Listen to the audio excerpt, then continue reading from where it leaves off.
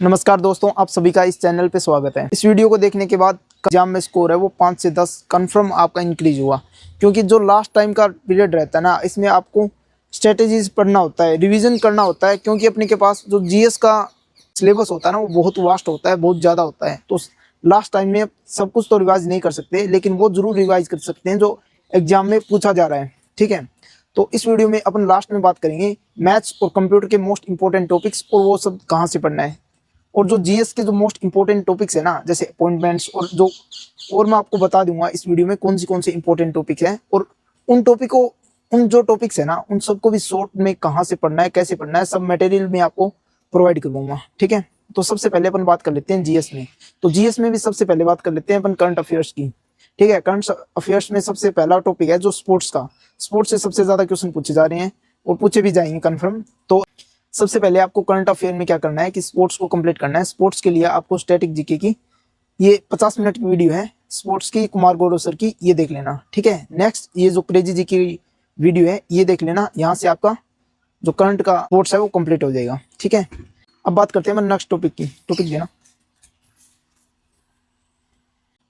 मैं जो भी वीडियो और जो कंटेंट बता रहा हूँ ना, जैसे पीडीएफ, फोटोज वगैरह, सब जो आप सबको आपको टेलीग्राम ग्रुप में मिल जाएगा।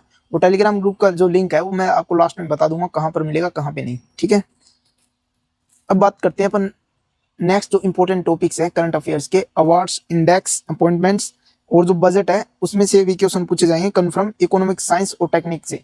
इन सब की जो पीडीएफ बना रखी है और जो पेड पीडीएफ है जो आपको फ्री ऑफ कॉस्ट मिलेगी। ठीक है, वो सब आपको मटेरियल टेलीग्राम ग्रुप में मिल जाएगा।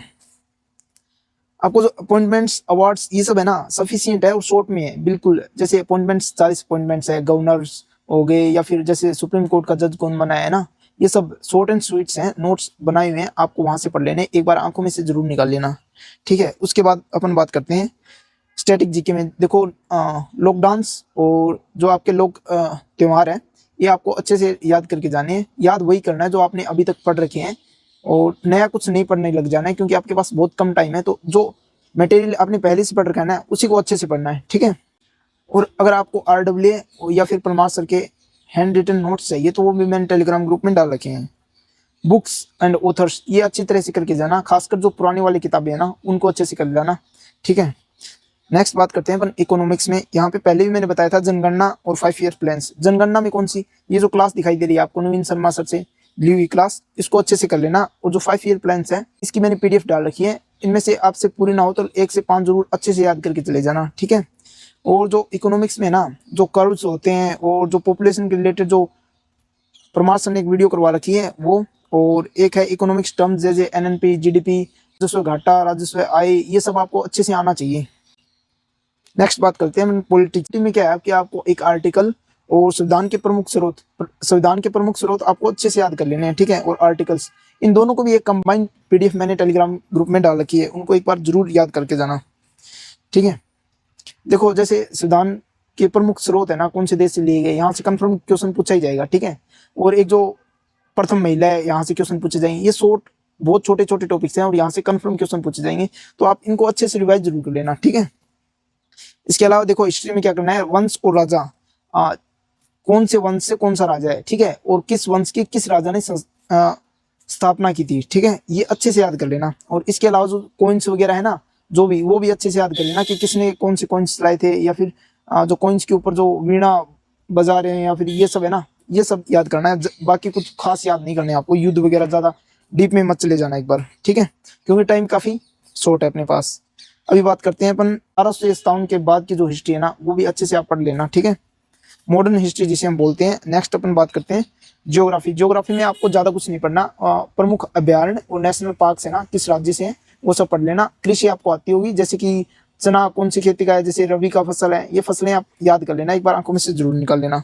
ठीक है, बीएनएस की और बीएनएसएस की ये एक वीडियो जरूर देख लेना, परमार सर की है, लगभग 15 से 20 मिनट की है, छोटी सी वीडियो है। ठीक है, अब बात करते हैं अपन नेक्स्ट टॉपिक जो मोस्ट इंपॉर्टेंट है, मैथ्स और कंप्यूटर।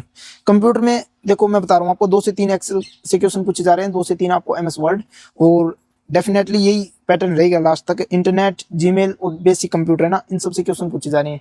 अगर आपने शिवम सर से कंप्यूटर कर रखा है तो आपके लिए मोर देन इनफ होगा। इसके अलावा अगर आपको कंप्यूटर के नोट्स चाहिए तो वो भी मैंने टेलीग्राम ग्रुप में डाल रखी है, एक तो शिवम सर के हैं और एक पीडीएफ और डाल रखी है। ठीक है,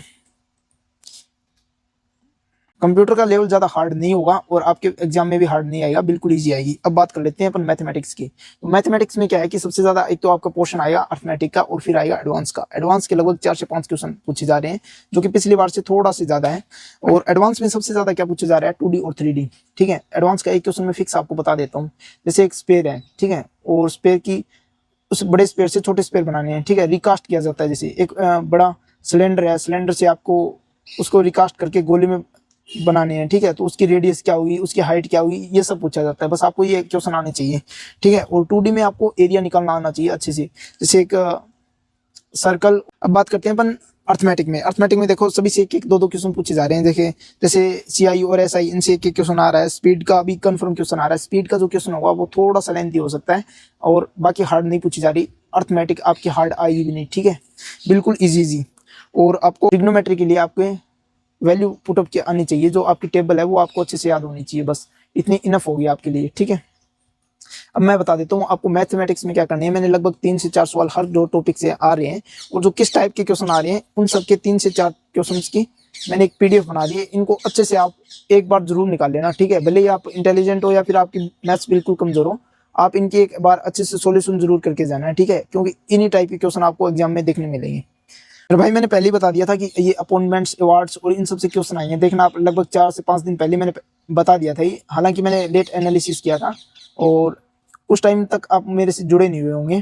पर मैं आपको बता देता हूँ, अगर आपका SSC GD का एग्जाम देना है ना आपको, तो मैं आपको लिमिटेड टॉपिक्स बताऊंगा, ठीक है। वहीं से क्वेश्चन आएंगे, जैसे 10 से 12 टॉपिक्स बताऊंगा आपको, ठीक है। वहां से 10 से 12 नंबर आपके कंफर्म बन जाएंगे 20 में से, ठीक है।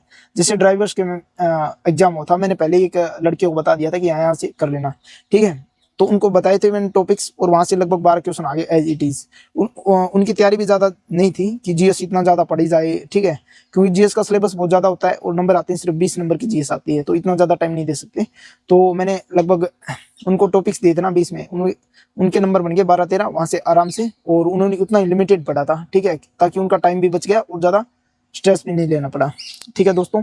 और SSC GD और किसी भी एग्जाम को निकालने की जो बेस्ट स्ट्रेटेजी होती है, जैसे कहाँ से पढ़ना होता है, कैसे पढ़ना होता है, वो सब मैं आपको बताऊंगा। आप चैनल से जुड़े रहिएगा और चैनल को सब्सक्राइब जरूर कर लीजिएगा। धन्यवाद।